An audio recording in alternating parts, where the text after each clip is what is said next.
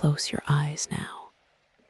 Take a slow breath in and let it go. There is nowhere you need to be. There is nothing you need to do. The day is finished and you are here quietly, and that is enough. Let your body soften into wherever you are resting. Feel the weight of your limbs, heavy and warm and still. Feel the tension in your shoulders beginning to release. Let your jaw unclench just a little. Let your hands open just slightly. Breathe in and breathe out. Tonight, I am going to take you somewhere peaceful. Somewhere the air smells of salt and the evening sky is wide and soft. Somewhere the world moves slowly and nothing asks anything of you. We are going to take a ferry across calm water as the day fades into dusk. And by the time we arrive, you will be asleep. It is late afternoon and you are standing at the edge of a harbor. The sun is still in the sky, but it has lowered itself, and its light is no longer sharp. It is the golden, lazy light of early evening, the kind of light that makes everything look soft at its edges, the kind of light that tells you the day is winding down. You have been carrying a bag. It is not heavy. It holds only what you need for a quiet night away. You set it down at your feet now, and you feel the relief of that small weight leaving your hand. Around you, the harbor is busy in the way that harbors are always busy at this hour. There are people moving in every direction. There are voices rising and falling, conversations overlapping, the occasional shout of a dock worker, the sound of trolleys being wheeled across cobblestones. But you are not in a hurry. You are simply here, watching, waiting, breathing. There is a smell to this place that you find immediately calming. It is the smell of the sea, cool and briny and ancient. It mixes with the smell of diesel from the boat engines, and with something else, something harder to name, a kind of damp, mineral smell that comes up from the water and the old stone walls of the harbor. You breathe it in slowly. To your left, a row of fishing boats rocks gently in their moorings. Their hulls are painted in faded colors, red and blue and white, and the paint is peeling a little at the waterline. Small orange buoys hang in clusters from their sides. The boats move very slightly with the water, a slow, rhythmic motion, back and forth, back and forth. To your right, there is a low stone wall, and beyond it, the open sea. The water there is darker, deeper, moving in long, slow swells. You can see the light catching the top of each swell as it passes, a brief glint of gold, and then it is gone. You stand and watch the water for a moment. It is very good to watch the water. It asks nothing of you.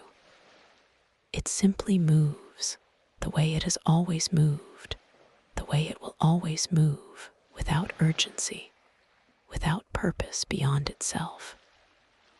Breathe in and breathe out. There is a low horn sound from somewhere further along the dock. It is not startling. It is deep and long and somehow reassuring, like the sound of something large and calm announcing itself without apology. You pick up your bag and walk slowly in the direction of the ferry terminal. The terminal building is modest. It is a long, low structure with big windows that look out over the water. And inside, you can see rows of orange plastic seats, most of them occupied. People sit with their bags between their feet and their eyes on their phones, or simply staring out at the water. There is a small cafe at one end, and the smell of coffee drifts out through the open doors. You do not go inside. You prefer to wait out here in the evening air. Along the dock, the ferry is moored. You can see it clearly from where you stand. It is larger than you imagined, long and white, with blue lettering along its side. Its name is painted in dark blue, and below that, a line of portholes runs the length of the hull. The upper deck has open railings, and you can see a few passengers up there already, leaning against the rail, looking out at the harbor. The ferry sits very still in the water. Even when the small waves come in and rock the fishing boats to either side, the ferry barely moves. It is too large, too heavy, too settled in its own stillness. It simply rests there against the dock, engines idling, waiting with a kind of patient certainty. You find this comforting. You walk a little closer and stand where you can see the ramp that leads up to the boarding door. A crew member in a dark blue jacket stands at the bottom of the ramp, checking tickets. He is a broad man with gray at his temples and a calm, unhurried manner. He nods to each passenger as they pass. He does not smile broadly or make conversation. He simply acknowledges each person with that quiet nod, and it feels more genuine than any effusive greeting might. You watch him for a moment, the slow rhythm of it. A passenger approaches. He nods. They board. Another passenger. He nods. They board. It is like watching something very well practiced, something that has happened thousands of times before and will happen thousands of times again. There is a comfort in that too.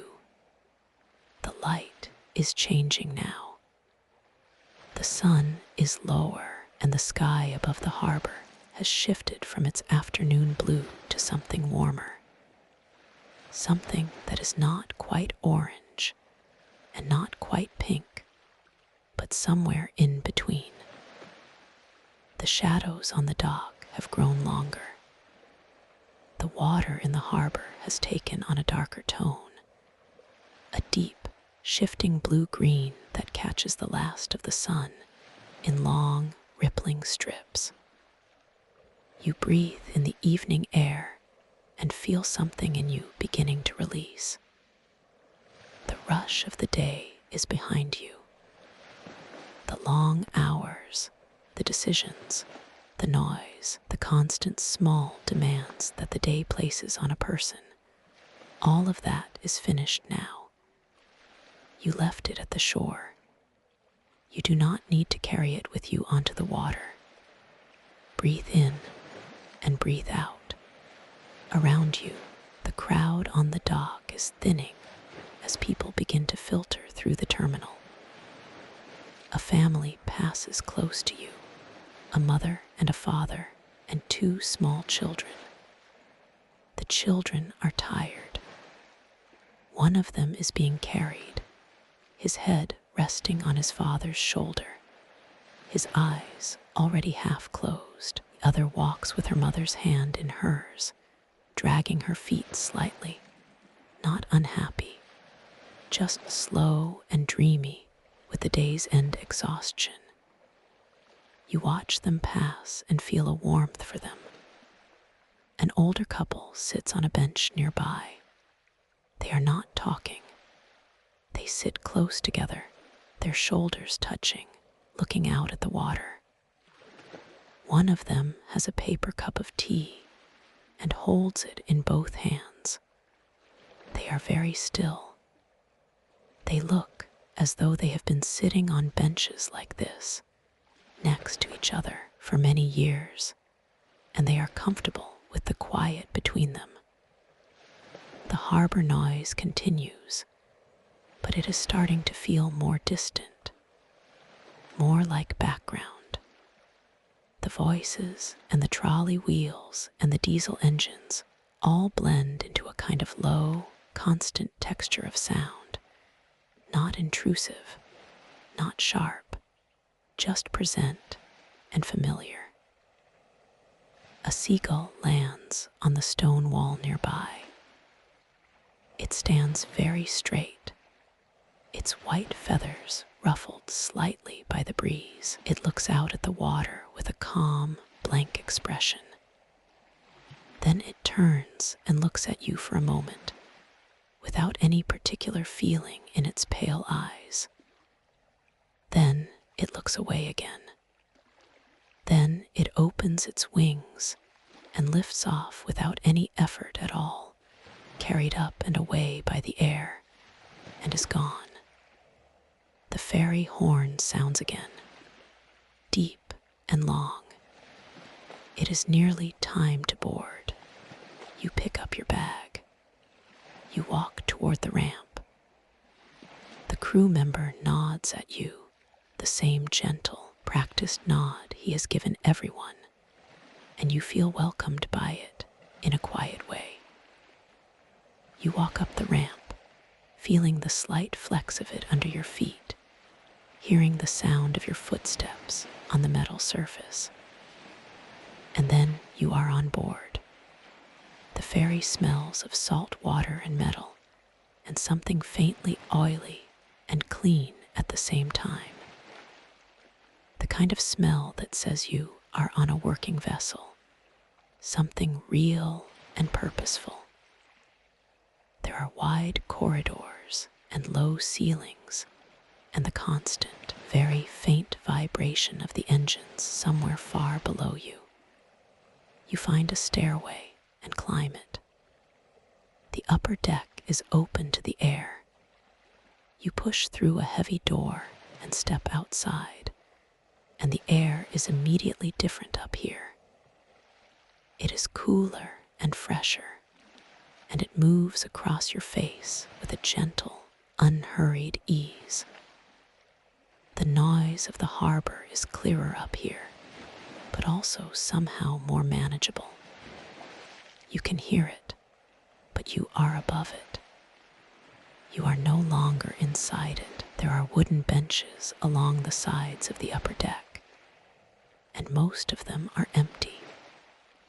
The few other passengers up here have found their spots and settled into them. A young woman sits near the bow, her knees pulled up to her chest, looking out at the water. Two men sit near the stern, talking quietly, their voices low and indistinct. You find a bench on the starboard side, facing out toward the open water. You set your bag down. You sit. The bench is smooth under your hands. The wood is worn by years of hands and weather, worn to a softness that feels almost like warmth. You run your fingers along the grain of it, feeling the subtle texture, the places where the wood has been polished by time. You settle your back against the railing and breathe in the evening air. The sun is lower now, much lower, and the sky has deepened. Above you, it is still a pale, washed blue. Toward the horizon, it is a deep, warm amber, and just at the line where the sea meets the sky, there is a thin band of rose and gold that is almost too beautiful to look at directly. Almost. But you look at it anyway softly, without effort, and you breathe. Below you, on the dock, the last passengers are boarding. You can hear the creak of the ramp, the low voices of the crew, the occasional soft thud of a bag being set down. Everything is slow and orderly. Nothing is rushed. The ferry shifts very slightly in the water, a gentle lean to one side, and then back again. It is barely perceptible, but you feel it, a slow, soft rocking, like the world itself is breathing. You close your eyes for a moment. You feel the bench beneath you, solid and smooth. You feel the cool air on your face. You feel the very faint rumble of the engines coming up through the hull, through the deck, into the bench, into your body. It is a steady, even vibration, like a very low hum. It is the kind of feeling that, if you let it, could carry you somewhere restful. Breathe in and breathe out. You open your eyes. The harbor is all around you, and it is golden in the evening light. There is a change in the engine sound. It is subtle. The low, idling hum deepens slightly, becomes a little more present, a little more purposeful. You feel it more than you hear it. It comes up through the deck and into your body, steady and slow. Below, on the dock, you can hear voices, a few final instructions, the sound of the crew making ready. There is a clang of metal, not startling, just the practical sounds of a vessel preparing to depart. You sit quietly and let it all happen around you. The ramp is being raised. You can hear the mechanical groan of it, slow and deliberate. The ramp lifting away from the dock and folding up against the hull. The boarding door closes with a soft, solid sound. A latch is turned. The crowd on the dock has thinned. The people who were waiting and watching have mostly drifted away, back toward the terminal, back toward the city. A few remain. A woman in a yellow coat stands near the water's edge, her hand raised in a wave. You cannot see who she is waving at, but the wave is slow and warm and easy. The ropes. You watch the crew members on the dock as they begin to cast off the mooring ropes. The ropes are thick and heavy, dark with moisture, and the crew handles them with practiced ease. They lift the loops from the bollards and drop them into the water, and the crew on deck hauls them up hand over hand, coiling them into neat circles on the deck below. There is something deeply satisfying about watching this. The careful, practiced work of hands that know exactly what they are doing. The heavy rope, dark and dripping, being lifted and coiled. The quiet cooperation between the deck crew and the dock crew, gestures and nods, and the occasional brief word, a system that has worked 1,000 times, that will work 1,000 times more. Breathe in and breathe out. The ferry begins to move. It is so gradual that at first you are not certain. You look at the dock, at the stone wall beside it, at the yellow painted line at the edge, and you watch for movement. And slowly, very slowly, the line begins to shift. The dock begins to slide past you. Not quickly, not with any drama. Just a slow, unhurried drawing apart, like two people who have said their gentle goodbyes. and are now quietly going their separate ways. The water between the hull and the dock widens, first a foot, then 2, then a yard of dark water rippling softly in the space between. The reflections of the harbor lights begin to appear in that dark space, long wavering lines of gold and white, stretching and bending as the water moves. You watch the dock receding. The crew member who checked your ticket is still there, growing smaller now. He stands at the edge with his hands at his sides, watching the ferry leave. His expression is the same calm, quiet expression it was before. He watches until the ferry is fully clear of the dock, and then he turns and walks away, and he is gone. The harbor opens up around you as the ferry turns, slowly, finding its heading. The bow swings around with the patience of something very large, the whole vessel pivoting on a point of still water. You can see the full sweep of the harbor from up here on the upper deck. The curve of the stone walls, the boats in their moorings, the lights in the terminal windows, the colored lights strung along the restaurant fronts near the waterfront. It is a beautiful thing to leave behind, not because it is ugly or unwanted, but because the act of leaving it, of watching it slowly become smaller and more distant, feels like a kind of freedom, a gentle untethering, a drawing back from the busy, complicated world of the harbor and the city beyond it, and turning instead toward the open water and the quiet island on the other side. You take a long, slow breath. The air is different now, even these few hundred yards from the dock.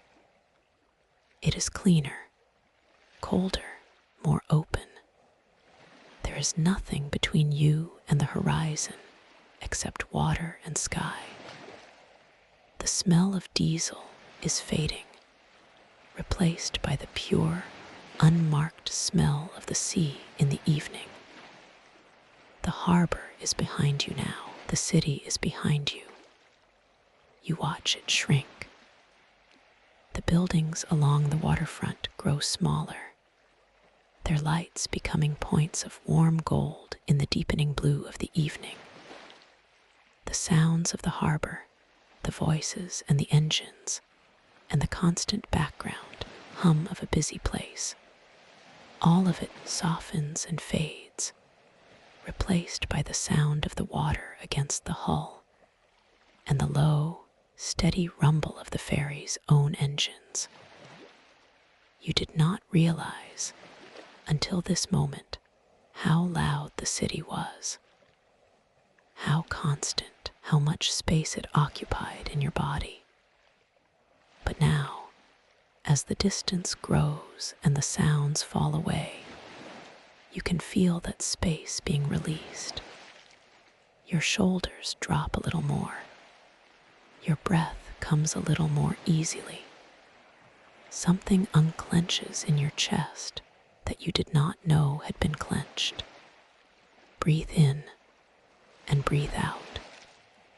The ferry finds its course. The gentle, turning motion of the departure settles into a steady, straight heading, and the vibration of the engines beneath you settles into a regular, even rhythm. The hull cuts through the water with a smooth, unhurried sureness. You can feel the motion now, a long, gentle rise and fall as the ferry moves over the swells, so gradual it is almost like breathing. Rise and fall, rise and fall. It is very soothing. The other passengers on the upper deck have grown quiet. The two men near the stern are no longer talking. They sit side by side, looking out at the water, comfortable in their silence. The young woman near the bow has lowered her knees and straightened her back, and she is looking straight ahead at the horizon with a calm and distant expression. Nobody is in a hurry. Nobody has anywhere to be for the next little while except here, on this deck, on this water, moving slowly through the evening. You lean back a little more against the railing. You feel the cool smoothness of the metal through your jacket. You feel the wood of the bench beneath you. You feel the movement of the ferry, that long, gentle, rhythmic rise and fall. The sky above you has continued to change. The pale blue has deepened to a rich, dark blue overhead. The amber on the horizon has softened to a deep, layered orange, and above it the colors blend upward through peach and pink and lavender, and finally, high above, to that deep, reaching blue that is almost, but not quite, the blue of night. Venus is visible just above the horizon, a single bright point of white light, steady and clear. You look at it for a moment. One star in all that sky, small and steady and very far away. Breathe in and breathe out. The harbor, when you turn to look back at it, is now a cluster of lights in the distance, receding steadily. The city beyond it is a warm glow against the darkening sky, the collective light of all those streets and windows and cars and people. It looks, from here, peaceful, from here, at this distance, moving at this slow and steady pace away from it.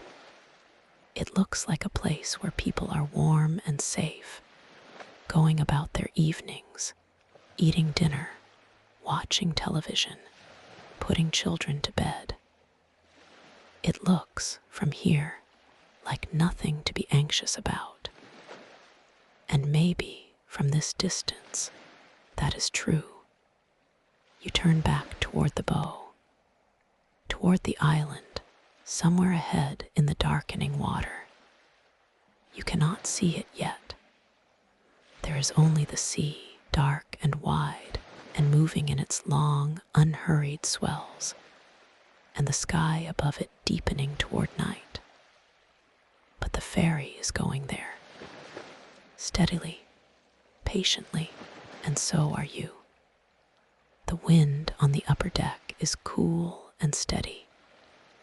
It comes across the water from the west, carrying the smell of the open sea with it, clean and cold and faintly mineral. You feel it on your face, on your hands. It is refreshing without being harsh. It wakes you gently and then soothes you like cool water on warm skin. You close your eyes for a moment and simply feel the wind on your face, the motion of the ferry beneath you, the sound of the hull in the water, a soft, continuous rushing, constant and even. The low rumble of the engines, deep below, steady as a heartbeat.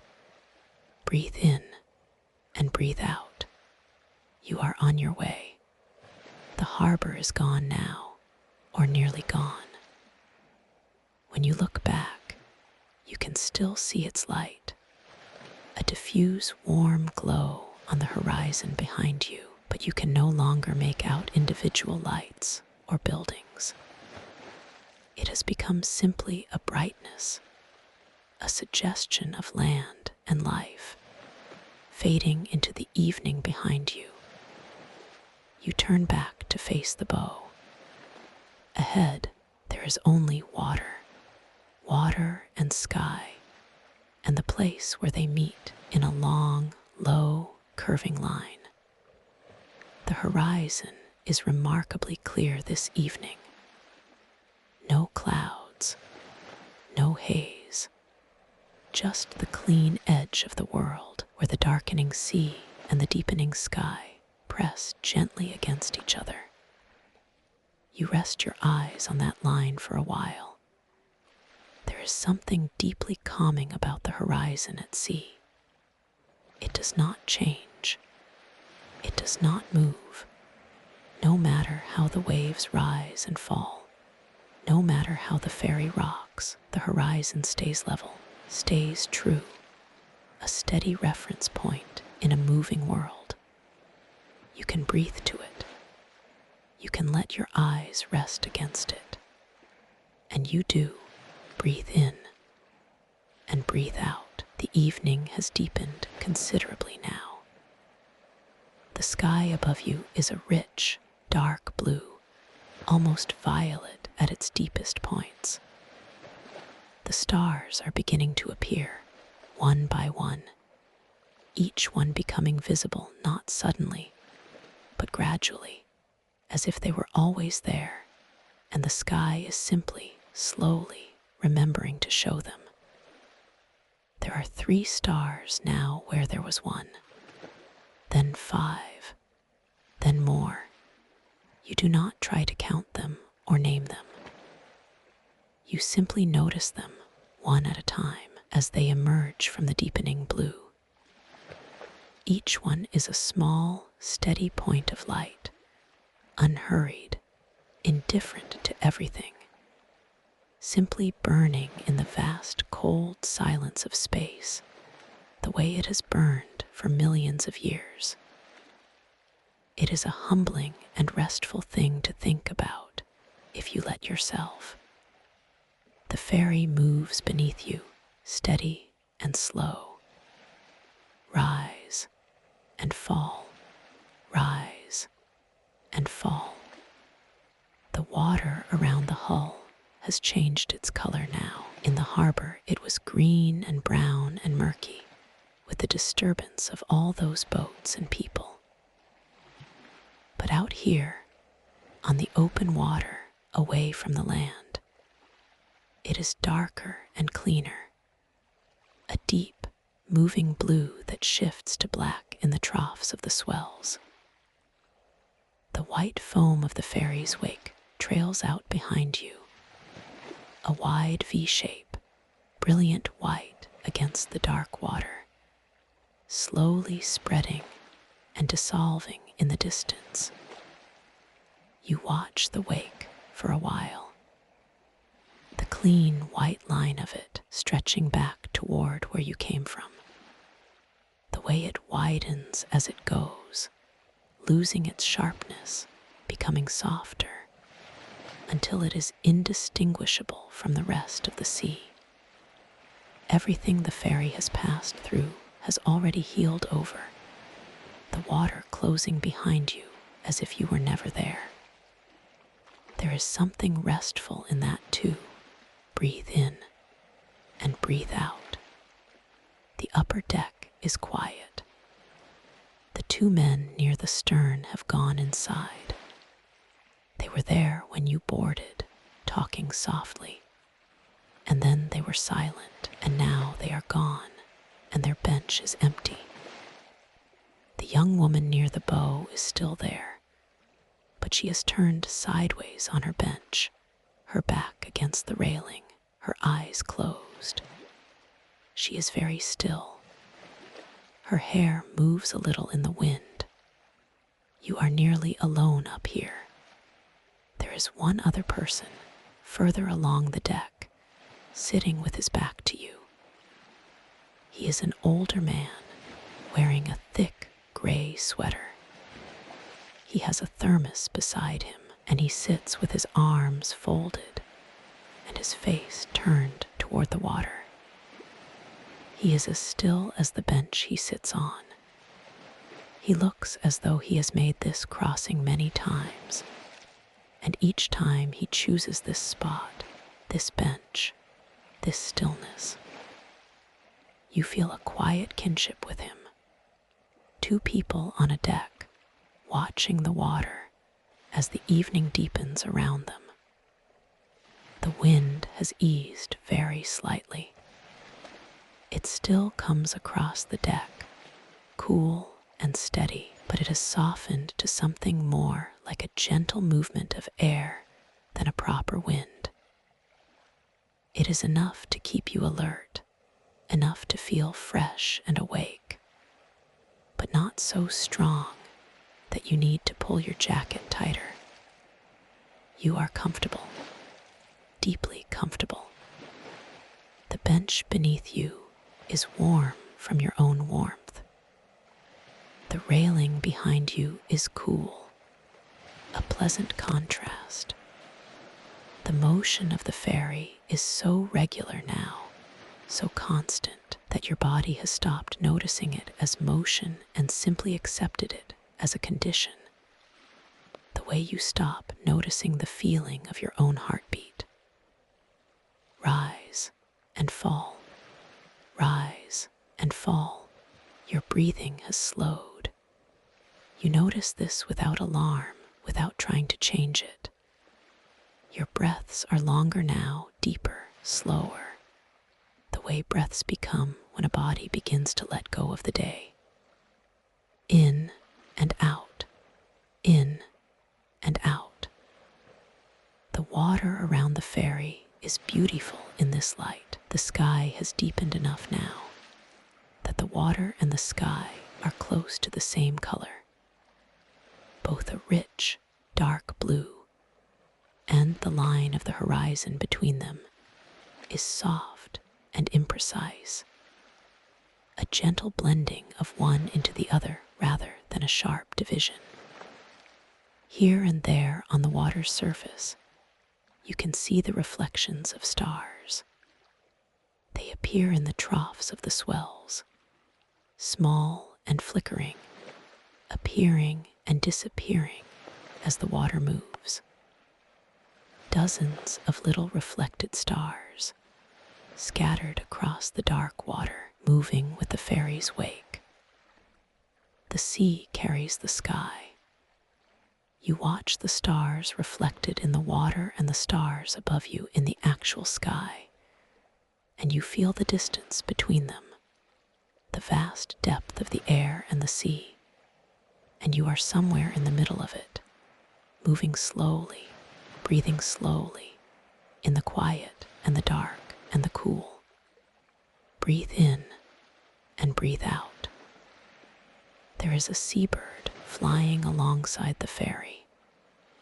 You did not notice it at first, but now you see it out to the starboard side, keeping pace with the ferry at a distance of perhaps 20 feet.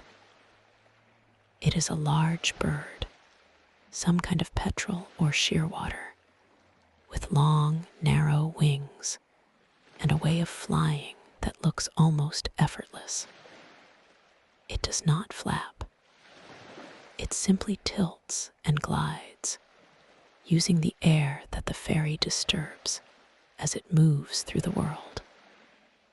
The bird rides invisible currents, tilting one way and then the other, rising slightly and then dipping close to the water. It moves with a liquid ease that you watch with pure, uncomplicated pleasure. It is not thinking about where it is going. It is simply going there the way birds do, with its whole body and its whole attention, one moment at a time. You watch it for a long while. It shows no interest in you. It is not performing. It is simply being a bird on a dark sea in the evening, flying alongside a ferry because the air there is good for flying. It is the most natural thing in the world.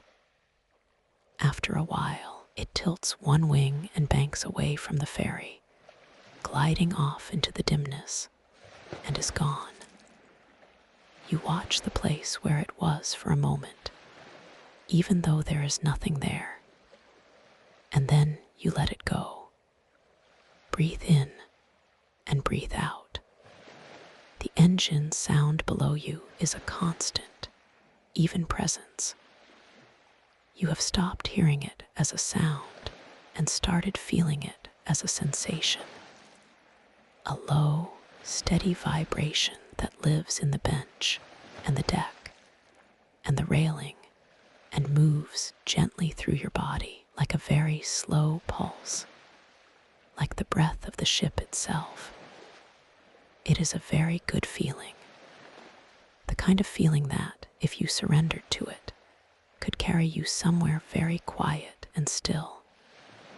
You let yourself feel it, the vibration, steady and low, moving through the wood of the bench, through the bones of you, into the warm interior of your body where the last of the day's tension still lives. And you feel that tension very slowly, very gently, beginning to dissolve. It does not dissolve all at once. It does not disappear with any dramatic rush. It simply softens, the way a knot softens when you work it patiently with your fingers. A little more give here, a little more looseness there, until it is not quite a knot anymore, and then, without any particular moment of release, simply gone. Breathe in and breathe out. The sky is fully dark overhead now. A deep, clear night blue, scattered thickly with stars. You have never quite grown used to how many stars there are at sea, away from the light of the land. The sky over the harbor was beautiful, but it was dulled by the ambient light of the city, the orange glow of thousands of street lamps, softening the sky the way a fog softens it. Out here, there is no such light. The sky is clean and dark and thick with stars. The Milky Way is visible, a soft, pale band running across the center of the sky. Not quite a cloud, and not quite a river, but something in between. A suggestion of depth behind depth, millions of points of light so close together that they blur into a soft, continuous glow. You lean your head back and look up at it. Your neck rests against the top of the railing, cool and smooth, and you look straight up at the Milky Way, and you breathe, in and out, in and out. There is a patience to the night sky that you find deeply comforting. Each of those stars has been burning for an unimaginable length of time. Each of those points of light left on its journey toward your eyes millions or billions of years ago. The light you are seeing now set out before the harbor was built, before the ferry was imagined, before any of the concerns of the day existed. And here it is, arriving right on time, patient and unhurried, finding you on this deck in the middle of this dark sea. You breathe. The stars breathe with you. The water around the ferry is dark and deep and full of its own quiet life somewhere below the surface, in the cold and the black. Things are moving that you will never see. Fish following their ancient paths. Creatures of the deep going about their slow, unhurried business in the dark. The water does not show you any of this. It simply holds its surface to you, dark and moving and reflecting the stars, keeping its depths to itself. You find you do not need to know what is below. You are here, On the surface, in the cool night air, on a steady vessel, moving at a pace that requires nothing of you. That is enough. That is more than enough. Breathe in and breathe out. The ferry rises gently over a swell, a longer one than the others, a deep rolling swell that must have come from far away, from some storm hundreds of miles off that has long since spent itself, its energy still traveling through the water, patient and unhurried, carrying the memory of that distant weather across the empty sea.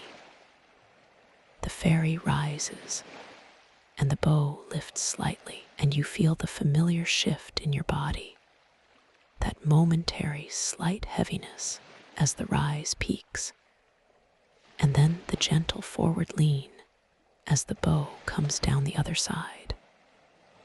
And then you are level again, and then rising again. Rise and fall, rise and fall. It is the most natural rhythm in the world. You close your eyes. You do not intend to sleep yet. You simply want to close your eyes for a moment, to feel the crossing with your eyes closed, to feel the wind on your face, and the motion of the ferry, and the low vibration of the engines, without the distraction of the world to look at. With your eyes closed, everything softens.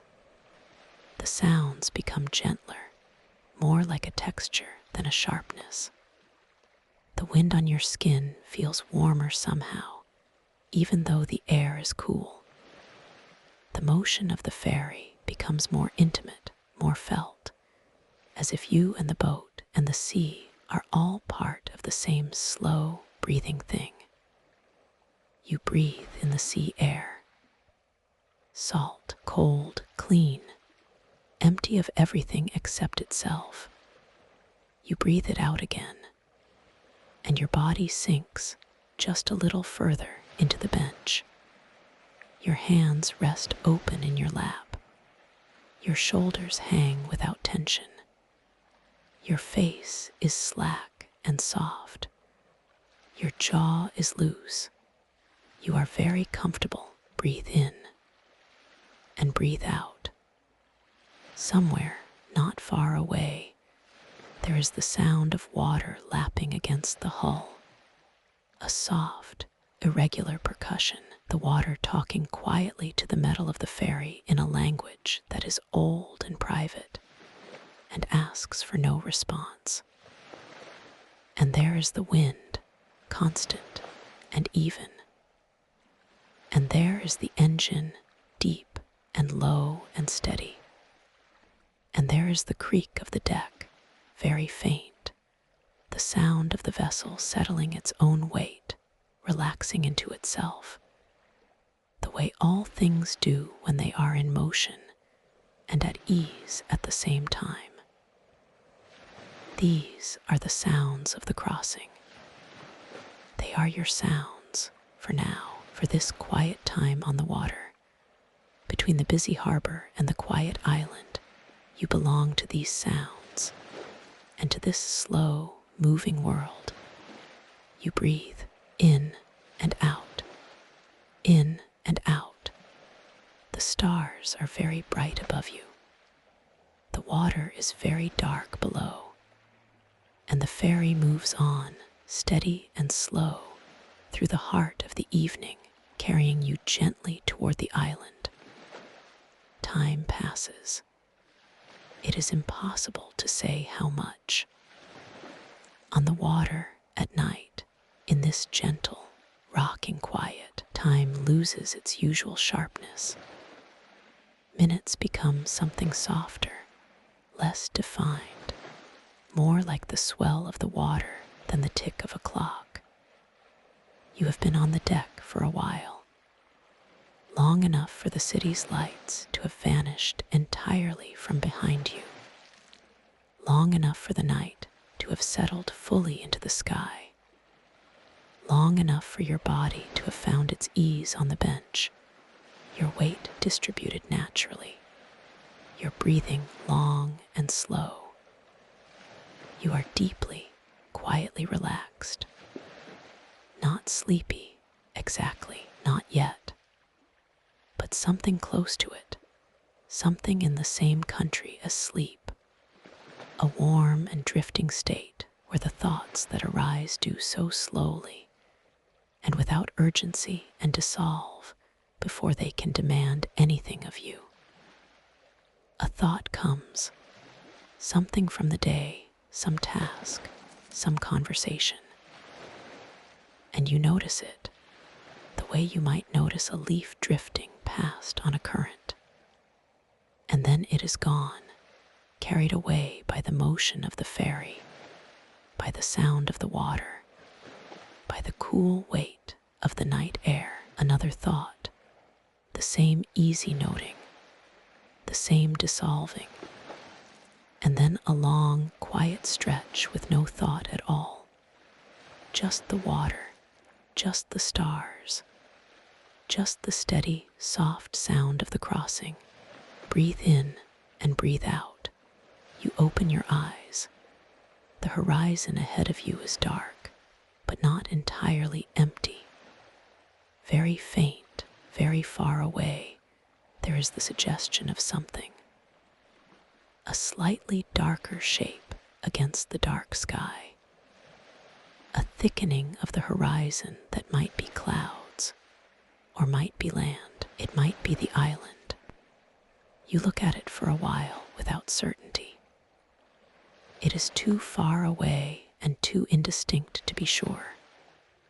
But there is something there, something low and quiet on the edge of the world, waiting with the patience of all islands. You breathe. The ferry continues toward it.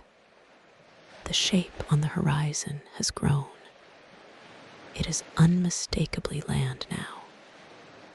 A low, dark silhouette, lying along the waterline like a sleeping creature. Its edges soft and irregular against the night sky. It is not large. It does not rise dramatically from the sea with cliffs or peaks. It is simply there, low and quiet, a gentle rise, and then a gentle fall, the outline of something that has been in this place for a very long time and intends to remain. The island. You look at it with a quiet anticipation. Not excitement, nothing sharp or stimulating. Just a soft awareness that you are arriving somewhere, that the crossing is entering its last, slow chapter. Ferry has been moving at the same steady pace throughout.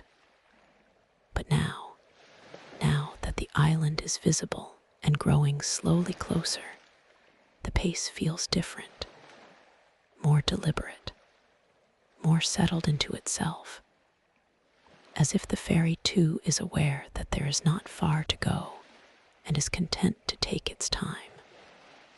Rise and fall, rise and fall. The water around you has changed slightly as you have moved into the lee of the island.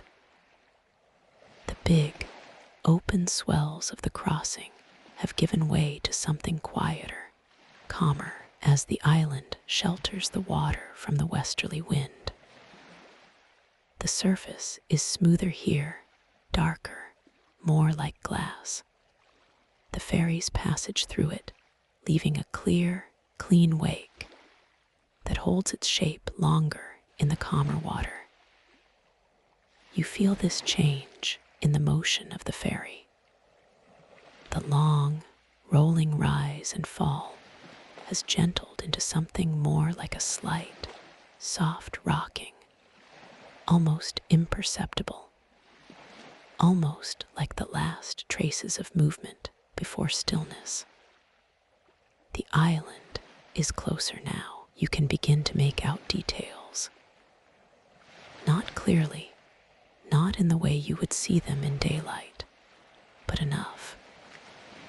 The soft, dark shapes of trees against the slightly lighter sky. A hillside, gentle and rounded, covered in something low and dark that is probably heather or gorse.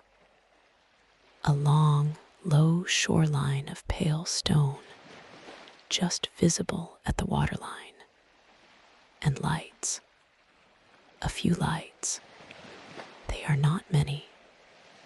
Not the clustered, competing lights of the harbor you left behind. They are sparse and warm and golden, scattered here and there along the islands near shore and up the slope toward the tree line. A light in a window. Another, slightly higher on the hillside. A small cluster of 3 or 4 lights near the water, which must be the village, or what passes for a village on this island. Each light is steady and warm. Each light is a room where someone is quiet. You look at those lights the way you might look at candles, with a gentle, undirected warmth, feeling them more than thinking about them. Breathe in and breathe out. The smell of the island reaches you before the island itself. It comes on the air, mixed with the salt of the sea, but distinct from it. A darker smell, earthier. The smell of vegetation, of damp soil, of trees, of the particular mineral scent of stone that has been in the sea air for centuries. It is a green smell, complex and layered, and it is the most welcoming thing you have encountered all evening. You breathe it in deeply, it fills you. There is something about the smell of an island on the sea air that is like nothing else. It speaks of a settled, rooted life, of a place that knows what it is, and has no ambitions to be anything different. The island smells of itself, entirely and without apology. You let it settle in your lungs, in your blood, in the quiet interior of you. The ferry's engine changes. It is a subtle change, but you hear it and feel it immediately. The deep, steady rumble drops in pitch slightly, and the vibration in the deck changes its character, becoming a little less insistent, a little slower. The ferry is slowing down, not by much, not noticeably to the eye. The island still seems to drift toward you at the same unhurried pace, but the engine note is unmistakably lower, the vessel unmistakably settling into its approach. You sit up very slightly on the bench, not out of eagerness, but out of a gentle, quiet alertness, the kind of alertness that is not the opposite of relaxation, but a part of it, a soft attention to the moment, present without being tense. The island is very close now. You can see the trees clearly, dark, irregular shapes against the lighter gray of the sky, fir trees, and something broader, oak or ash. The canopy still and quiet in the sheltered air. You can hear, very faintly, above the engine and the water, the sound of the island itself. Not wind in trees, because there is no wind here behind the island's bulk. Something more subtle. The rustle of something small in undergrowth, perhaps, or simply the island breathing. The lights in the windows are individual now. You can see them separately, each one its own warm point of gold. One of them, the nearest, is in a low building right at the waterfront. And through the window you can make out, just barely, the warm amber glow of a lamp and the vague shadow of a room behind it. Someone is in there. Someone is warm and quiet in that room, in that light, on this island. Breathe in and breathe out. The ferry is moving very slowly now. The island's small dock has become visible, a wooden structure extending into the water from a stone wall. It is lit by a single light on a tall post, and the light throws a warm yellow circle on the dock and on the water around it. The circle of light moves on the water as the water moves, a gentle, repeating distortion like a reflection of itself.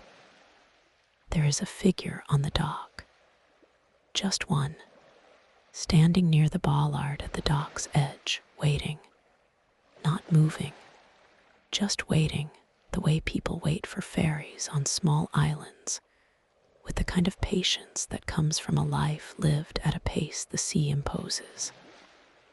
The figure is wearing dark clothes and stands with his hands in his pockets. He does not wave. He does not look up. He simply waits. The water between the ferry and the dock is shrinking from 50 yards to 40, from 40 to 30. The engine is barely above idle now, the gentlest possible forward thrust, just enough to maintain steerage, to keep the ferry aligned with the dock. The bow drifts very slowly toward the wooden pilings. A crew member appears on the lower deck with a rope. Another stands at the bow. They are calm and unhurried. They have done this thousands of times. Rise and fall, but smaller now, much smaller. The water here, in the shelter of the dock and the island, is almost still. The motion is barely a breath. The ferry comes alongside the dock so gently that you almost miss the moment of contact. There is a soft, deep bump, a thud that you feel more than hear. And then the rubber fenders between the hull and the dock begin to compress, and the vessel stops. It is quiet. The engine drops to a murmur. The water settles, the dock lines are thrown and caught, and looped over the bollards with the same practiced ease as the departure, but in reverse. The island holds the ferry. You are here. Nobody moves immediately. This is the way of arrivals on quiet islands. Nobody scrambles to their feet and rushes toward the door. There is a moment, a long and unhurried moment, where the fact of arrival simply settles over the passengers like a soft cloth. You are here. The crossing is done. There is no hurry now, and there was never a hurry, but it is especially true now. You sit on your bench for another minute or two, simply breathing. The dock is visible below and to your left. The single figure is still there, and now he looks up at the ferry, scanning the rail, and then his face shows a very slight expression of recognition, and he lifts his hand in a small, contained wave, and then lowers it again. Someone on the lower deck waves back. The two of them exchange this small, quiet greeting across the dark water. The gangway is being lowered.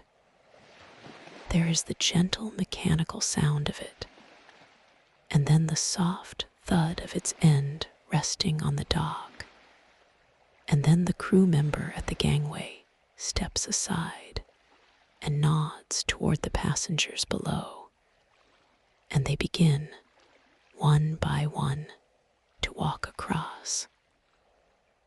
There are not many of them.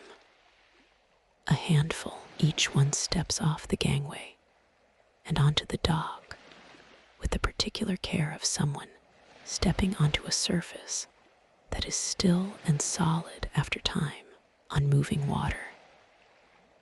Each one adjusts for a moment, getting their land legs back, and then walks quietly away down the dock toward the stone wall and the lit path beyond. No one talks loudly.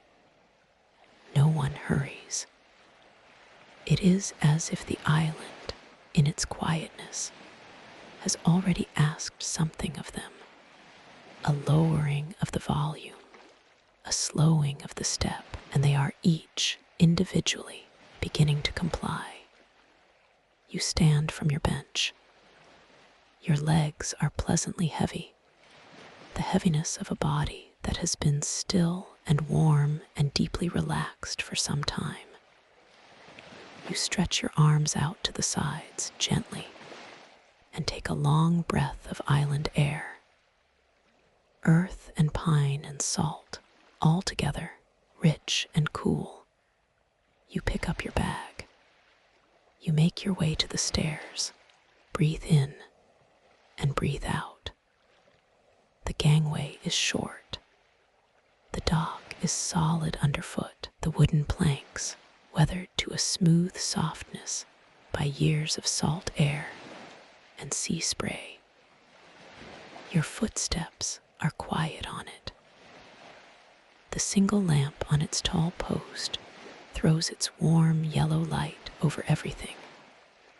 And in that light, the dock and the bollards and the mooring lines and the dark water alongside all look gentle and amber and almost like a painting. You walk to the end of the dock and step through the gap in the stone wall onto the island path. The path is narrow and lit by a low lamp at the corner of the wall, and then, beyond that, by starlight. Your eyes have adjusted to the dark enough that you can see clearly. The path runs along the waterfront for a little way, and then turns inland, rising gently up the slope toward the trees and the scattered lights of the village. You walk slowly. There is no reason to walk quickly. The island is very quiet at this hour. The other passengers from the ferry have dispersed quickly, absorbed into the dark, and you cannot see any of them now. You are alone on the path, walking slowly in the starlight, with the sea to your left and the slope of the island rising to your right. The sounds here are remarkable in their softness. The water lapping at the stone shore, small and irregular, nothing like the big swells of the open crossing. The distant sound of the ferry's engine, still idling at the dock, a low and far-away rumble. The call of a bird somewhere inland once, 2 notes, and then silence. The creak of a tree branch somewhere in the dark above you. Nothing urgent, nothing loud, nothing that demands your attention. You breathe. The air here is even richer than it was on the water.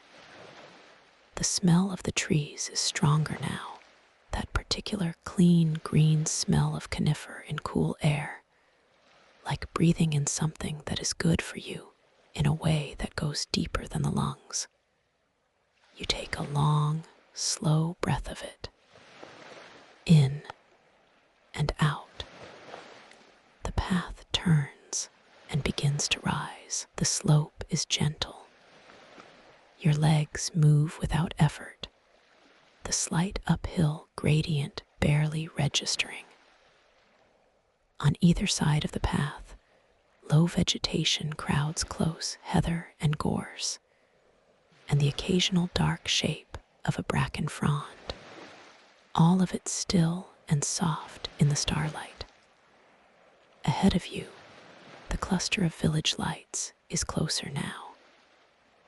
You can see a building, a long, low structure with lit windows, what might be the island's only inn. One of the windows has its curtains partly open, and through it you can see the warm interior of a sitting room, a lamp in the corner, the shape of a chair, the edge of a bookshelf. Everything looks warm and still. There is a bench outside the inn, facing the water. A wooden bench, similar to the one on the upper deck, but lower, more worn.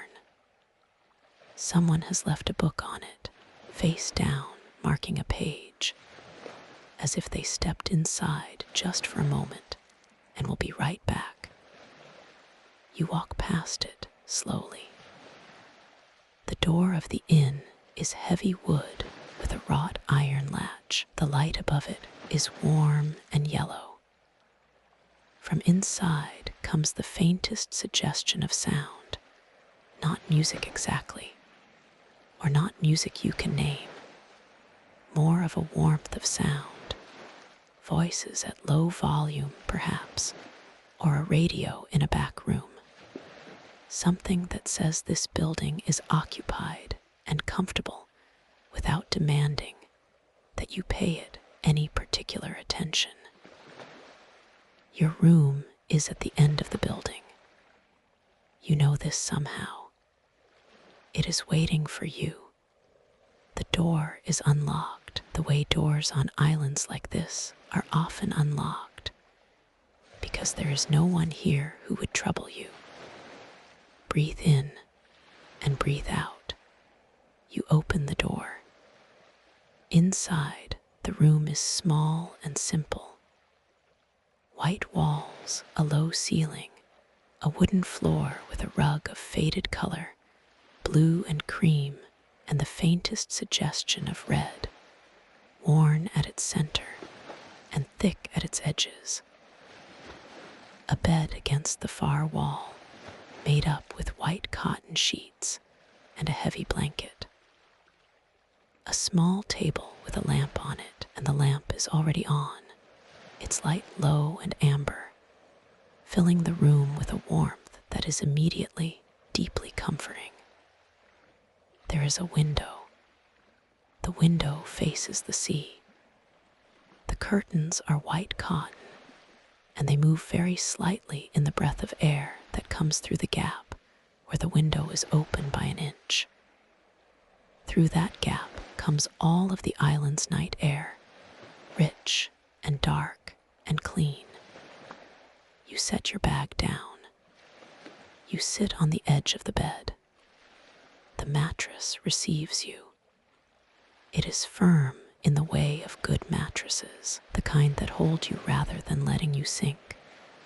But it is warm from the room and soft at its surface.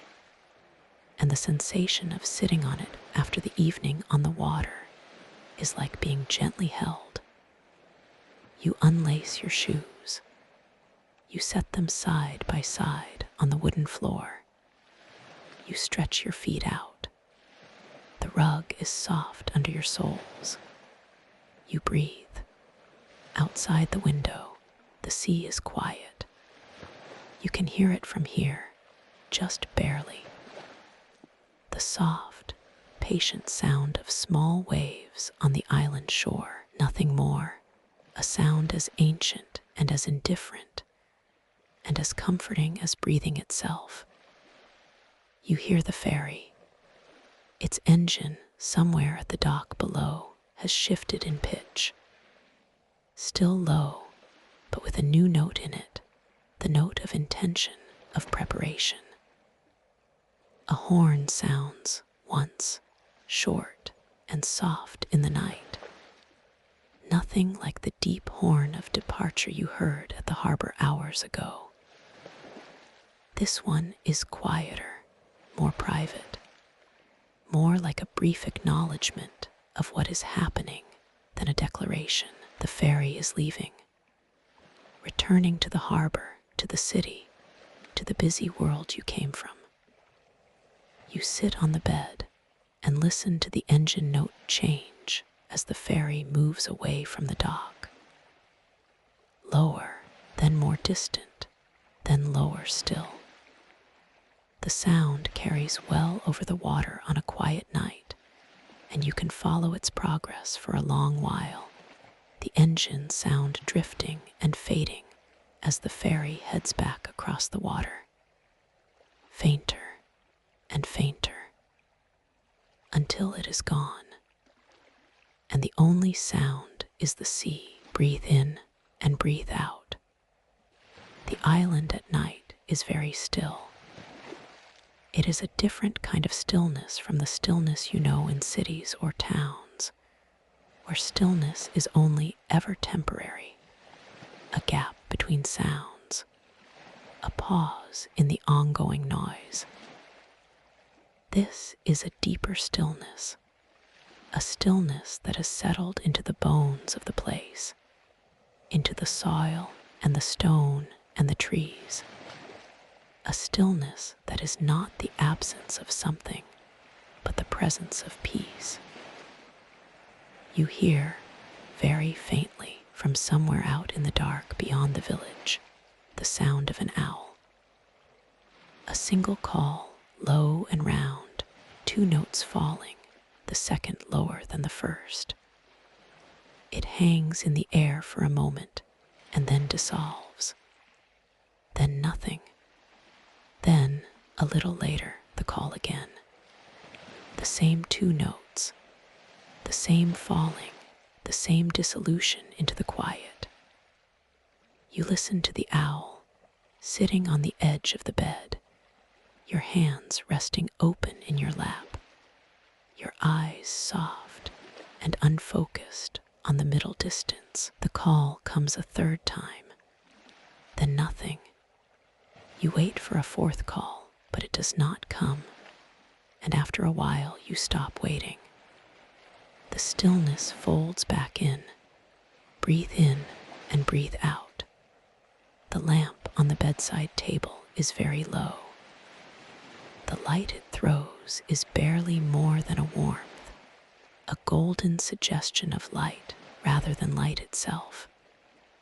It touches the white walls and makes them amber.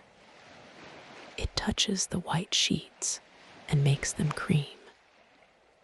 It touches the rough ceiling and finds the texture there, slight unevenness of the plaster, the grain of the old wood. Everything in this room is very still. Everything in this room is very gentle. There is a glass of water on the bedside table. You did not notice it until now. A simple glass filled with water that has been sitting long enough to come to room temperature, which is the most comfortable temperature, the temperature that does not startle the body or demand anything of it. You pick it up. You drink cool, plain water. It moves through you, quiet and clean, and you feel it arrive in you with a soft, internal ease. You set the glass down. You breathe. The curtain moves.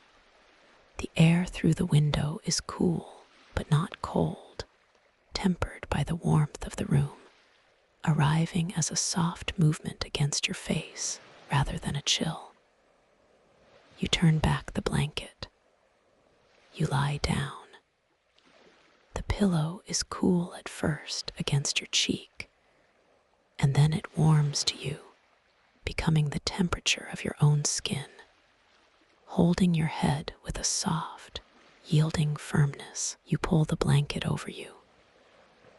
The weight of it settles over your body, not heavy, but present, the way a good blanket is present, the way it covers you and says, in the wordless language of warmth and weight, that you are here, that you are held, that nothing is required of you now. Your body sinks into the mattress, your legs, your back, your shoulders, each part of you finding its place, adjusting, settling. Your hands rest at your sides, open, breathe in and breathe out. The night, the island, the sea, the room is quiet.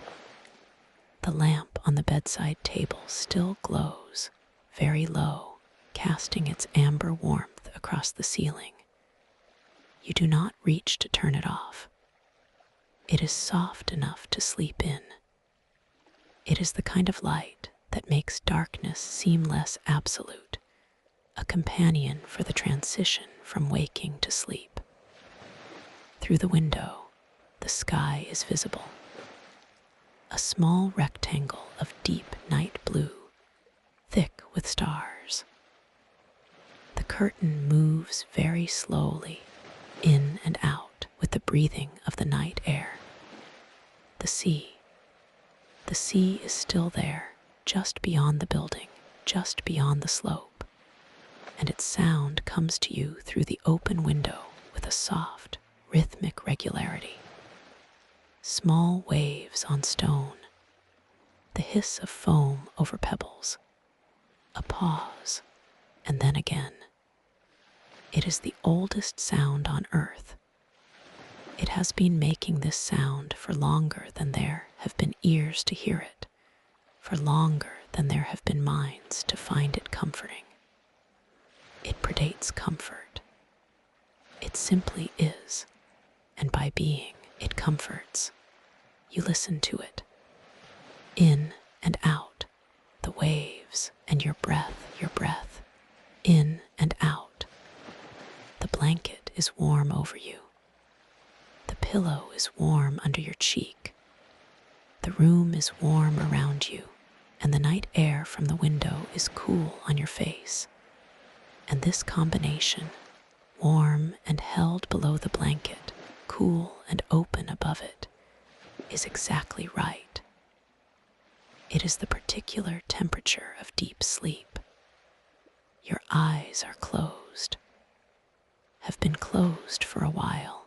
You realize you did not decide to close them. They simply closed, the way they do when a body that has been held upright all day is finally allowed to be horizontal.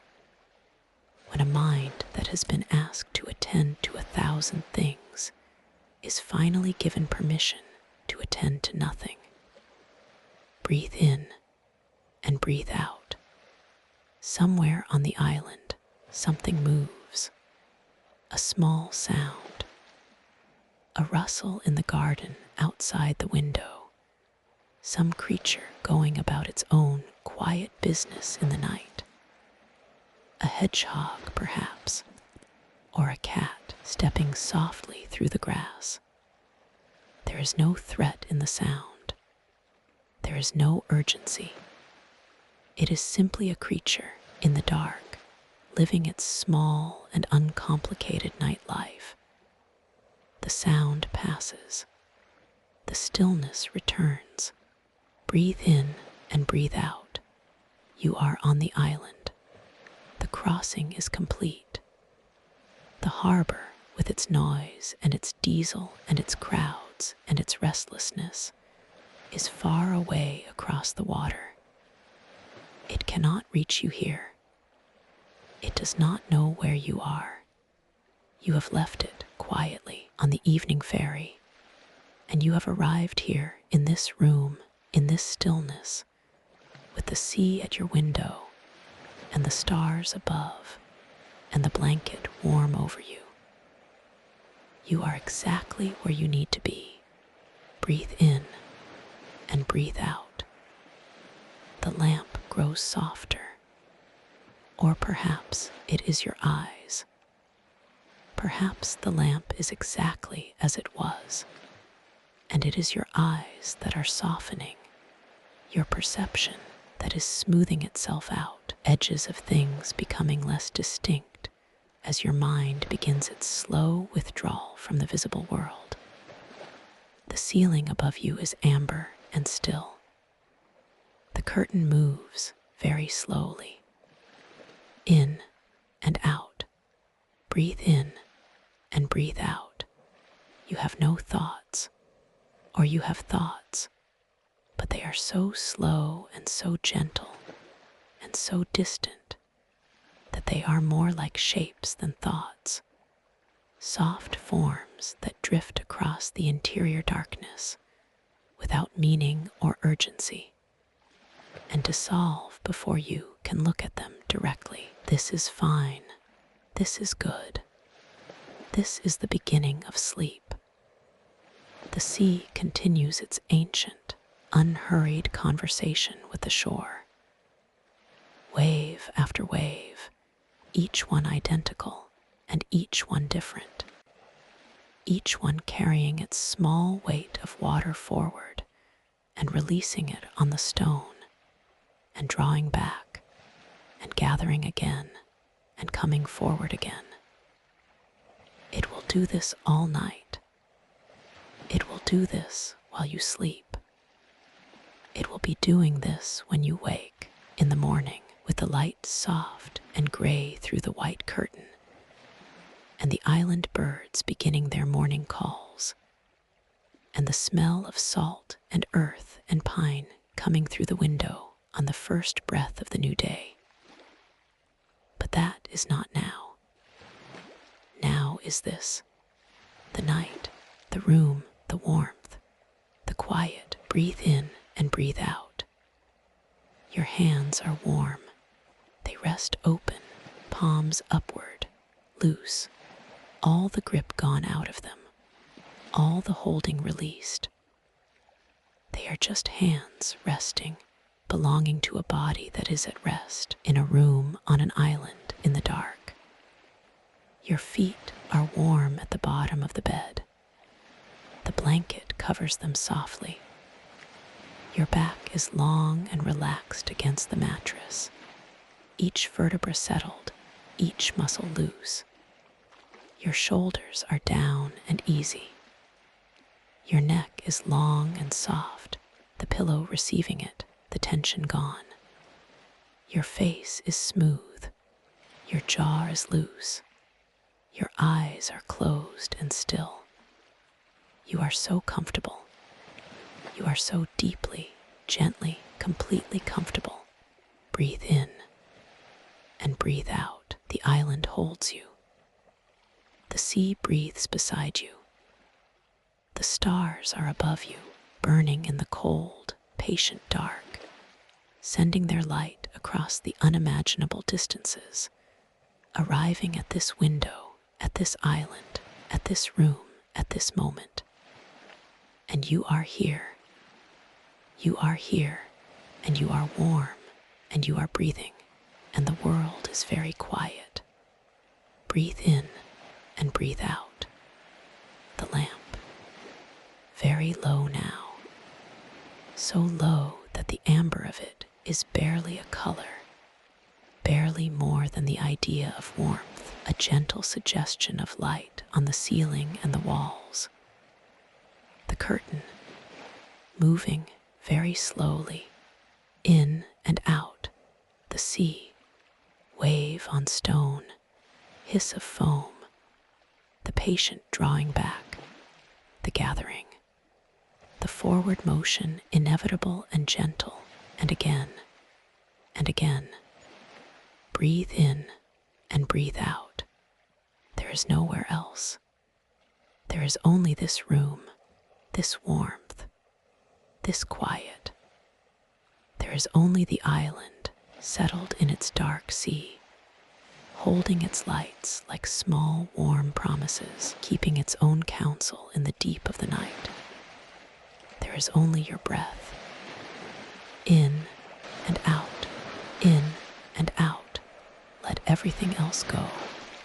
The harbor is gone, the city is gone, the day is gone, finished, complete, needing nothing more from you. You gave it what it asked for, and now it is done. And now there there is only this: the soft weight of the blanket, the cool touch of the night air, the sound of the sea, steady and patient and ancient and near. Breathe in and breathe out. The curtain moves, the lamp is very soft. You are very still. You are drifting now, drifting the way the ferry drifted toward the island, slowly, steadily, without effort, carried by something larger and calmer than yourself, moving through the dark toward something quiet and welcoming and still. You are drifting. Breathe in and out. Breathe in and out. The island holds you. The sea breathes. The stars burn very quietly, a very long way away. And you sleep, you sleep.